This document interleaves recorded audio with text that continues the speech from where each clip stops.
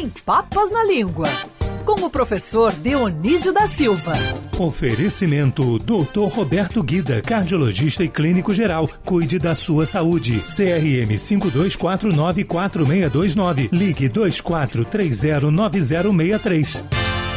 Já está na ponta da linha com a gente o professor Dionísio da Silva para mais uma aula do nosso português. E quem vai participar, calma, ouvinte, o seu relógio não está atrasado nem nada parecido, mas Felipe Moura Brasil está hoje um pouquinho mais cedo com a gente. Felipe Moura Brasil. Oi, Felipe, tudo bem? Salve, salve, Agatha Meirelles, bom dia. Bom dia, professor Dionísio, é um prazer participar da sua coluna e aprender mais sobre a cultura e a linguagem. Vamos com tudo.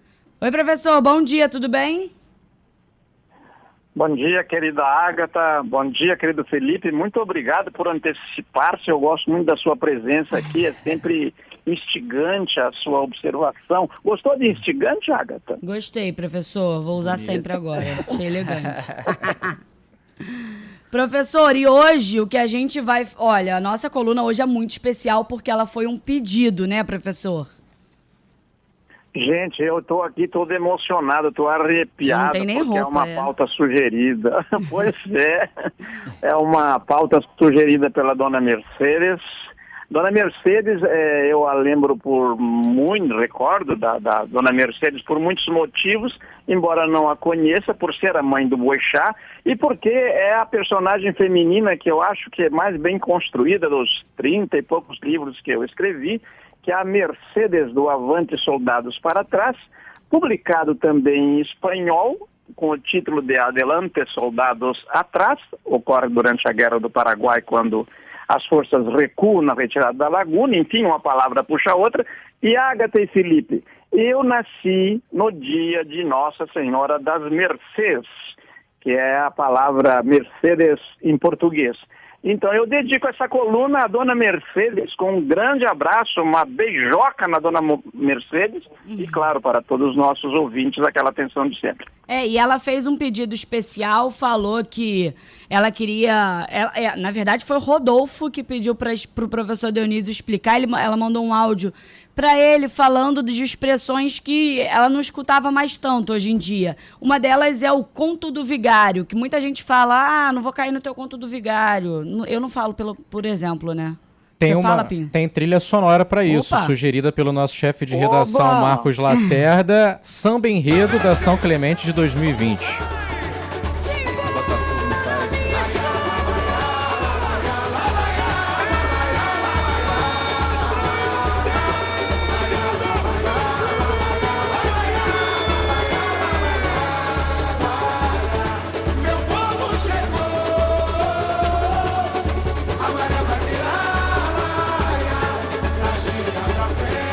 Felipe poderá dizer melhor do que eu que o tema foi o conto do vigário, né, Felipe, desse samba da São Clemente.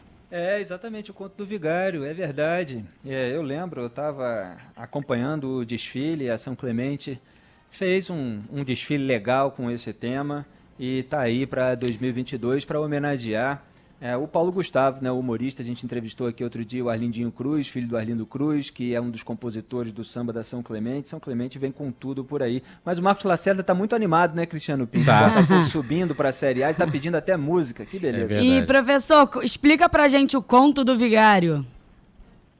Então, a parte do minifúndio que me cabe aqui é explicar o conto do vigário. Conto é uma palavra que já foi muito pronunciada no Brasil, agora é mais raramente, né? Um conto quer dizer 1000 coisas. Então, um conto de réis, por exemplo, eram 1000 réis. Se fez muito negócio com esta quantia, tantos contos de réis. E conto veio do latim computus, que é do mesmo etmo de computador, porque originalmente o computador foi para fazer contas, e passou a designar a narrativa, porque você, tal como nas contas, diz primeiro isso, primeiro aquilo. A arte de contar números, de contar com as palavras, é semelhante. O primeiro conto do vigário foi registrado por um delegado de polícia, que em 1903 publicou Os Ladrões no Rio. O delegado se chamava Vicente Reis, é uma história documentada. E ele conta a seguinte história, que um falso pároco... Perdemos o contato com o professor Dionísio da Silva, são 10 horas e 51 minutos. A gente vai retomar a nossa coluna Sem Papas na Língua assim que a Agatha Meirelles conseguir retomar também o contato com o professor. Lembrando que as expressões de hoje, palavras também que estão sendo explicadas pelo professor Dionísio da Silva, vieram aí à nossa agenda de pautas hoje por um pedido da queridíssima dona Mercedes, mãe do nosso eterno âncora, o carequinha Ricardo Eugênio Boixá. A coluna Sem Papas na Língua, que está completando 10 anos, sucesso sempre aqui na nossa programação às quintas-feiras. E o Marcos Lacerda me lembra, Felipe, quando a gente soltou aqui a deixa para o professor explicar a expressão Conto do Vigário, que era o samba enredo da São Clemente do Carnaval de 2020, que a letra é do Marcelo Adnet. Marcelo Adnet, exatamente. Isso, que além de carnavalesco. Além de humorista, tem um talento incrível, né, também para poder fazer letras. Começou fazendo muita paródia, mas hoje coloca muita poesia também, muito sentimento, né, nas composições. O Marcelo Adnet é meu colega de faculdade, não sei se os ouvintes sabem, não sei se eu já contei essa história aqui na emissora. A gente fazia algumas matérias juntos e tinha uma matéria na faculdade de comunicação em geral, depois você escolhe publicidade ou jornalismo. Eu fiz jornalismo, que era comunicação e teatro. E era uma matéria assim, mais suave, vamos dizer assim, em que havia leituras de peças teatrais na sala de aula. E era sempre o Marcelo Adnet mais um, porque ele já tinha todo aquele talento natural, instintivo dele, e ele fazia a leitura com a voz dos personagens da época, né, com peças antigas, e era muito engraçado. E eu me lembro de uma vez, inclusive, que ele veio entrar numa aula...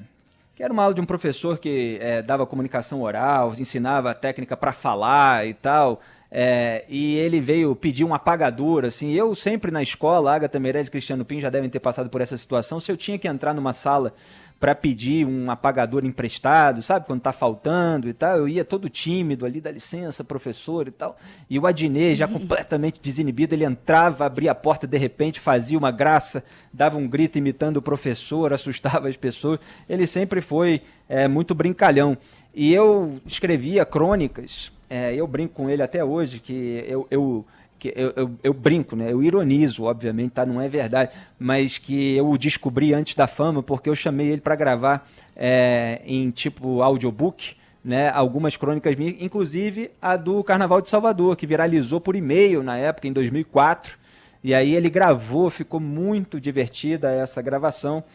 Qualquer dia eu a resgato. Mas ele fez esse samba enredo aí para São Clemente, desfilou, fez as suas flexões de braço na avenida. Foi um conto do Vigário muito divertido, falando sobre todas essas malandragens, sobre toda essa mentirada aí que a gente está acostumado a assistir no Brasil. Nosso professor Dionísio da Silva já está na ponta da linha de novo, retomado o contato. Professor, então vamos rapidinho do início para o nosso ouvinte que acabou perdendo por causa da qualidade da ligação. Conto do Vigário. O Conto do Vigário, como eu estava dizendo, é uma trapaça, não é? Porque a palavra vigário tem vários significados. Pode ser o padre que está lá de vigário, quer dizer, no lugar de outro, vigário quer dizer vice, e pode ser também o vigarista. O Conto do Vigário, o primeiro registrado, pode ser conferido num livro que eu consultei lá no Gabinete Português de Leitura, que é Os Contos e os Vigários, uma história da trapaça no Brasil. E lá está registrado que um delegado de polícia, o livro também achei lá, esse outro livro, de um delegado de polícia chamado Vicente Reis, publicou um livro, Os Ladrões no Rio, em 1903. E ele conta a seguinte historinha. Um falso pároco espanhol envia ao brasileiro, um brasileiro chamado José Martins Barbosa, que morava em Lorena, no interior de São Paulo, uma série de cartas. E ele conta que um coronel do exército espanhol, ele dá nome, Eduardo Martínez Castellano, por perseguição de inimigos, ele foi condenado à morte. E quando ele estava sendo ouvido em confissão pelo vigário, ele segredou ao tal vigário que deixou uma herança, na época, de 2.450.000 pesetas, para uma órfã chamada Luísa, que tinha 13 anos. Olha só, Felipe, vou retribuindo aí ao Cristiano Pinho, que me substituiu aí, foi meu vigário, isto é, foi meu vice, enquanto eu estava fora do ar, né? Então, como o brasileiro foi a pessoa de melhor índole que ele conheceu na sua estada no Brasil, ele pede ao vigário que localize esta pessoa e confie a fortuna para a filha. Aliás, ele confia para essa pessoa a fortuna e a filha, para ele criar, de 13 anos. O dinheiro está, porém, no fundo falso de uma mala embargada judicialmente. E para retirá-la, aí é que vem a trapaça, aí é que vem o golpe. Para retirar esta mala é necessário pagar as custas do processo. Olha, o conto do vigário foi tema de muitos escritores, foi também do Fernando Pessoa, e o Fernando Pessoa diz que a origem é outra, que é o nome de um português chamado Manuel Pérez Vigário. Então, segundo Fernando Pessoa, este vigário aí da história, da expressão conto do vigário, é o sobrenome de uma pessoa. E daí o Dias Júnior, que é um professor da Unicamp, e o doutorado dele é sobre em história, ele diz o seguinte: não é necessário que o Manuel Pérez Vigário tenha existido ou feito o que lhe é atribuído. Basta que o xiste tenha caído no gosto popular. As pessoas ficam repetindo isso, usando como comparação. E para concluir este conto do vigário aqui, eu queria lembrar que um professor da USP, lá do doutorado da USP, o Francisco de Oliveira Bueno, que tem um grande dicionário etimológico da língua portuguesa, ele diz que a origem bem pode ser mais difusa ainda, que é aquelas trapaças que os vigários fazem enganando os fiéis. Eu não gostei da explicação, mas ele deu e publicou e está no dicionário. Inclusive, professor, uma coisa que, sei lá, me chamou a atenção é que conto do vigário, diferente de outras expressões que são meio atemporais, conto do vigário a gente não usa mais tanto hoje em dia, né, Pinho? Não, eu pelo menos não me recordo. Uso, Tanto que até quando a gente fez a menção aí ao samba da São Clemente, e faz aí até uma justificativa, porque samba enredo geralmente resgata coisas do passado, né? Mas na própria música brasileira hoje você não ouve tanto. Aqui na nossa live, nosso ouvinte, que está identificado como Netero da Trupe Fantasma, lembra de uma música do Charlie Brown Jr., que Tamo Aí na Atividade, que fala, não caio no conto do vigário. Mas é uma expressão que caiu em desuso mesmo. Mas professor, diga. Sim, não, por favor, Agatha. Não, professor, pode complementar. Eu ia puxar outra. Eu só queria dizer, Agatha, que as expressões vão e vêm, às vezes, mas o Brasil é tão grande, tão diverso, tão múltiplo, não é? Que uma expressão que não está em voga numa região, às vezes está em outra, e às vezes algumas tomam conta do país, mas outras ficam lá na região onde nasceram e são ditas, né? Daqui a pouco ela volta à cena. Professor, deixa eu puxar essa, Agatha, porque eu acho que eu falei disso aqui exatamente nesse programa, quando a gente estava tratando de golpistas. Foi, a dona Mercedes te cita no áudio, Felipe. Ela fala que você legal. Que usou a expressão no dia que ela estava escutando. Exatamente, eu usei essa expressão, eu já vou citá-la, mas só para lembrar o contexto, é um desses golpistas aí que oferecem pequenos lucros que vão sendo dados aos seus clientes até que os clientes investem mais dinheiro e aí eles fogem com aquela dinheirada toda e o cliente fica a ver navios, né? Que aliás é uma outra expressão. Mas a expressão que eu estava usando né, Felipe? Verdade. A expressão que eu estava usando é quando a esmola é demais, o santo desconfia. Você tem uma origem para essa expressão também, professor? E pera, Felipe, professor, por favor. Sim.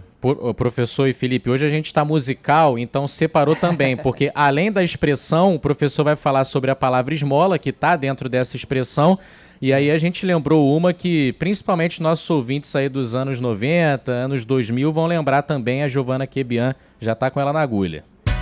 Uma esmola, pelo amor de Deus, uma esmola, meu, por caridade, uma esmola pro ceguinho, pro menino em toda a esquina, tem gente só pedindo uma esmola pro desempregado, uma esmolinha pro preto pobre, doente, uma esmola pro que Essa aí, Skank, esmola, professor Felipe, espero que tenham gostado da escolha. Muito boa a dieta musical aí do Cristiano, que é pagão, não é? Cristiano pagão, mas o Cristiano nós temos que levar para a mesa de um bar para ele pagar algum trago, né, Felipe? Olha, a esmola, a palavra esmola veio do grego elemosine, e quer dizer justamente isso que a musiquinha aí que o Cristiano nos forneceu, falava de caridade, compaixão, piedade. Ela passou a designar aquilo que nós damos a outra pessoa por esses nobres motivos, para ajudar, não é? Mas é muito interessante, já que Dona Mercedes está nos ouvindo, que o espanhol manteve a ordem das sílabas no grego e diz limosna. Ele pegou o grego, a mesma fonte grega, elemosine, e fez a palavra limosna. Mas o português alterou a ordem das sílabas e diz esmola. E essa palavra, a curiosidade, eu dizia quando preparava a pauta com a Ágata, é que elemosine está ali escondidinho na palavra Pantaleão, que é o nome de um santo. Pant, todo mundo, que tem piedade, compaixão com todo mundo, Pantaleão. E numa pauta que outro dia vamos tratar, passou a designar também a calça comprida, a pantalona. O Étimo está lá fez uma longa viagem. Eu queria lembrar aqui uma outra historinha. Posso? Dá tempo? Claro, professor.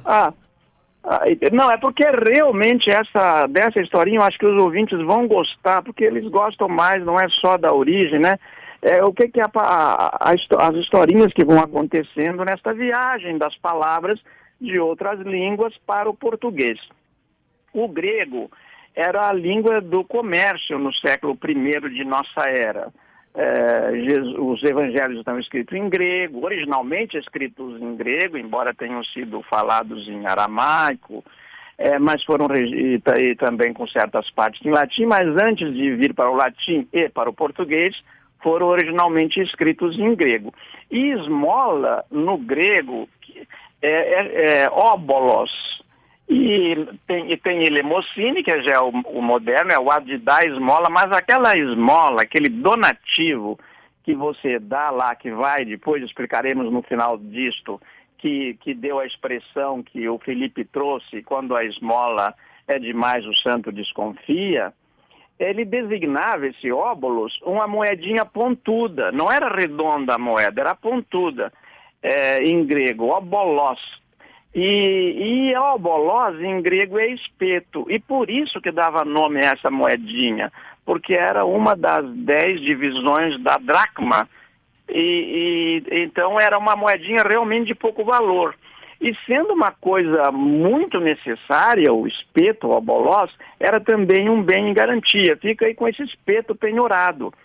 E é do mesmo étimo de óbolos, aliás, já que nós estamos aqui nesta viagem, da palavra obelisco, como os gregos chamaram, os romanos também, aquelas pedras pontudas de granito e mármore, que eram monumentos que eles trouxeram do Antigo Egito. E essa moedinha, o óbolos, que deu óbolo em português, era posta debaixo da língua do cadáver para que ele pagasse a passagem do barqueiro Caronte no outro mundo. O Caronte era aquele barqueiro que levava as almas para o outro lado do rio Estige, onde ficavam os lugares onde eles iam ficar lá, aqueles lugares que eles caberiam na eternidade. Havia os campos elíseos e os infernos. Não era um lugar de fogo nem de sofrimento, os infernos pagãos eram múltiplos, tinham várias divisões. Então, se a alma não tivesse essa moedinha debaixo da língua, não tivesse essa moedinha, aliás, que teria sido posta debaixo da língua do cadáver, ela se tornava uma alma perdida e ficava vagando ali pelas margens daquele rio famoso sem dinheiro para pagar a passagem. Ficava realmente uma alma penada. E nessas famosas parábolas...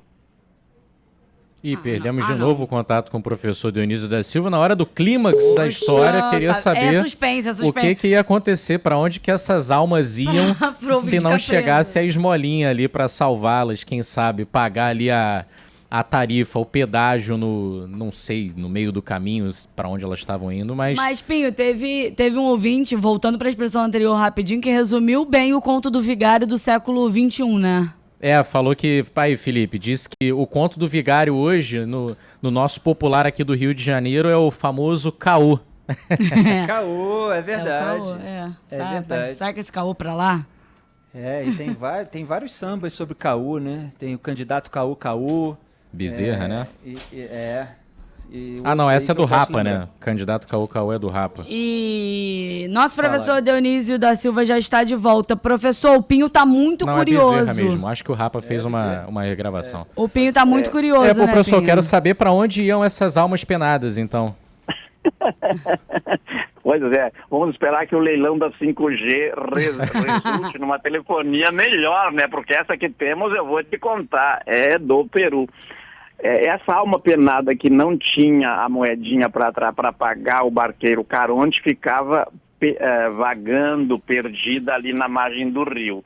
E no terreno religioso deu essa expressão da esmola, quando a esmola é demais, o santo desconfia, porque o fariseu, nas várias parábolas, quando o fariseu vai dar moedas, vai dar a sua esmola lá no templo, ele dá um monte de dracmas e faz tilintar para saber que todo mundo está dando. Então ele faz por vaidade, por orgulho, e aquilo representa pouco. Daí Jesus faz a seguinte comparação: bom mesmo, a verdadeira esmola é o óbolo, a menor moeda que uma viúva dá, porque para ela aquilo é muito dinheiro, por pouco que seja, para ela representa muito mais do que aquelas dezenas de moedas que o fariseu fez tilintar lá.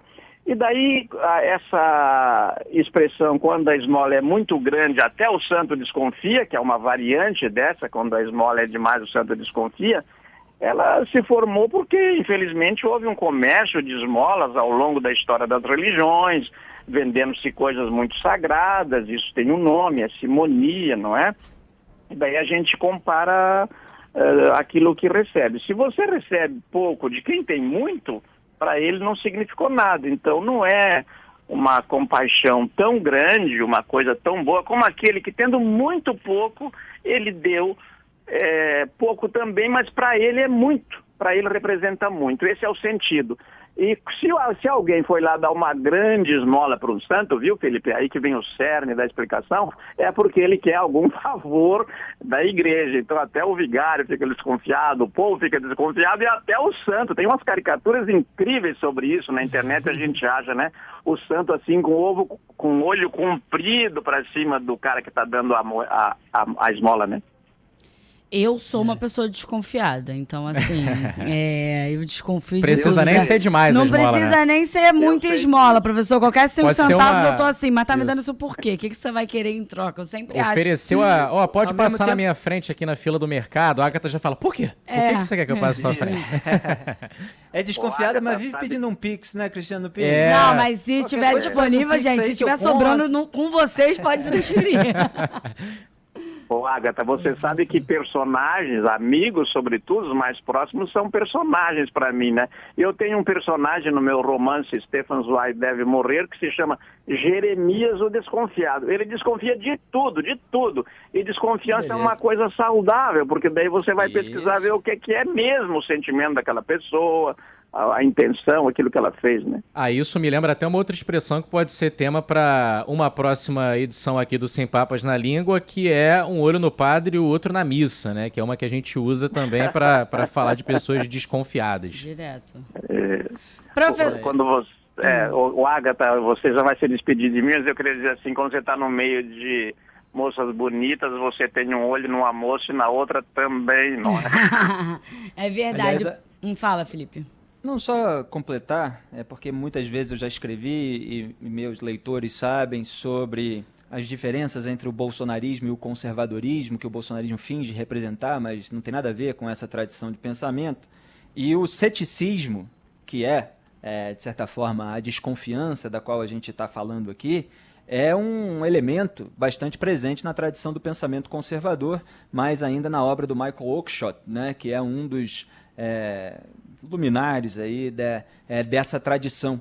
Ele escreveu o livro A Política da Fé e a Política do Ceticismo, e vale a pena ter um tanto de ceticismo na vida. Obviamente, as pessoas, né, de um modo geral, a gente, quando fala de desconfiança, a gente está falando de desconfiança das pessoas, e muitas vezes elas podem parecer uma coisa em determinado cenário, mas quando se muda o cenário, a gente vê quem é que tem ali os seus princípios e os seus valores morais que não mudam, que são aplicáveis a qualquer situação e a qualquer grupo político, a qualquer corrente ideológica, a qualquer patota de amiguinhos, e aqueles que recriminam algo de sujo apenas em adversários, mas se for nele próprio, nos seus, na sua patota, não recrimina. Então, muitas pessoas se revelam, e é por isso que vale a pena ter um certo ceticismo em relação ao comportamento, principalmente quando a esmola é demais, né? Aí é que a gente desconfia mesmo. É verdade. Olha, Agatha, o dia que o Felipe e eu, onde espero um dia poder, a gente ter uma prosa assim, olho no olho, eu queria lembrar uma coisa. Quando eu entrevistei o Sérgio Moro, eu estava ajudando no roteiro aí, tá, não vem ao caso agora, no roteiro de um filme, eu notei que ele esfolava muito o dedo indicador da mão direita enquanto falava com a gente. E aquele dedo é o que assina as sentenças. Eu contei isso a uns poucos amigos, mas eu acho que hoje a imprensa está perdendo um pouco, não quero dizer todos, mas no geral, assim, estão perdendo um pouco a importância do detalhe, não é? Aquele detalhe era fundamental, porque aquele dedo assinava as sentenças que botavam as pessoas na cadeia, então, como foi o caso do Lula, que foi para a cadeia. Então, tinha que prestar atenção naquele gesto, né? E, em geral, assim, eu noto muito quando ouço aqui a coluna do Felipe, nós somos... Claro que nós ouvimos as colunas uns dos outros também. Eu noto assim que ele tem essa paixão pelo detalhe, que é uma das coisas que nos aproxima. O olhar é diferente, mas a paixão pelo detalhe é a mesma, viu, Felipe? Eu fico muito feliz com essa observação, professor. Eu acho que a gente tem que descer até as minúcias mesmo para dar o quadro completo da realidade, né? Hoje em dia, até com a velocidade das coisas, tudo é muito compactado e a gente precisa descompactar e mostrar, de fato, todos os gestos, todas as falas, o que está acontecendo de verdade. É verdade, é preciso ter atenção aos detalhes. Isso faz parte da tradição literária, né, professor? Aqueles que têm a bagagem literária gostam de uns detalhes. O detalhe até aquele personagem, né? Tudo explicadinho nos mais mínimos detalhes. Nos mais mínimos detalhes. Essa conversa aqui, se for assim tão agradável, ela fica interminável, como ocorre com as boas prosas. Então, já que eu estava no assunto, o Deltan Dallagnol veio na universidade onde eu lecionava, aqui na Estácio, fez uma palestra, eu fui lá todo gentil, dei um livro autografado para ele, Stefan Zweig deve morrer. Ele entregou assim, olhando de lado para o assessor. O assessor levou aquele livro, não me disse nada, nem muito obrigado. Uma vez fui aconselhado a dar um para o Lula, e daí o Lula pediu que fosse autografado, eu autografei. Ele olhou para o lado, também não olhou para mim, entregou o livro para alguém, e eu tenho certeza que nenhum dos dois leu, então eu não devia ter dado. É isso. Professor Dionísio da Silva, o nosso encontro está marcado para quinta-feira da semana que vem, aí já também com o Rodolfo Schneider na roda, combinado? E fim de semana, professor é nacional, a coluna também será reprisada para toda a rede Band News FM. Internacional também, porque a gente tem ouvintes no mundo inteiro. É verdade. Claro, eu quero me despedir de vocês, deixando um grande beijo para a Gabriela Morgado, porque ela fez uma bela matéria lá na praia, no Filosofia na Praia, quando lá celebramos os 10 anos da coluna na Band News. Sábado, né, professor? Dia 6. Sábado, sábado, dia 6, foi lá. E a Gabriela Morgado fez uma matéria realmente daquelas que a gente olha e diz, puxa, essa menina vai longe, viu? Vai, tá aqui escutando o senhor da nossa redação e chegou feliz da vida, contando um monte de história. Vale até a pena destacar que isso marcou a volta do Filosofia na praia, né, professor? Lá no quiosque no Leme, então fica aí o convite também para os nossos ouvintes aos sábados passarem por lá, que é bem legal a roda de debate. Professor Agatha, com perdão de estender um pouquinho, mas, professor, o senhor citou Stefan Zweig, né, que tem aquele nome difícil de falar, que é o autor austríaco, né? Eu fiz um romance sobre ele, está publicado também em Portugal, na Itália. Aí ele é o seguinte, Felipe, dizem que o casal se matou ali em Petrópolis, no Carnaval de 42, mas eu fiz um romance mostrando com vários indícios, pelos detalhes, que eles foram executados. Olha, professor, eu preciso ler esse seu livro. Eu sou um fã desse autor austríaco que escreveu duas biografias que eu adoro. Uma do Michel de Montaigne, que é um grande autor, o autor de Os Ensaios, um ensaísta francês extraordinário. Outra por outro lado, de um político que é tido como aquele que vai com o bando, né, que é o Joseph Fouché. E eu já até escrevi um artigo contrastando o que o autor austríaco, que tem esse nome difícil, Stefan Zweig, falou a respeito de cada um. Ele que fugiu do nazismo e veio parar em Petrópolis, na região serrana do Rio de Janeiro. É um autor com uma história extraordinária, eu só chamei a atenção para, quem sabe, outro dia a gente abordar esse assunto com mais detalhes, professor. Tá bem, vamos sim, com muito gosto, porque é um romance que ele tem também uma biografia fantástica da Maria Stuart, né? Ele aliás, da Antonieta, enfim, ele tem uma obra tão vasta, era um dos escritores mais importantes do mundo quando foi executado aqui, segundo o meu ponto de vista, em Petrópolis. Maravilha. E autor da célebre frase Brasil, país do futuro, né? Futuro que nunca chega. Isso, já pensou alguém se suicidar no que ele achou que era o país do futuro? Começou a primeira contradição, né? Vamos em frente. Mais que estourados, um beijo, professor. Valeu, professor. Tchau, queridas. Manda embora, Agatha. Todo mundo aí. Um beijo.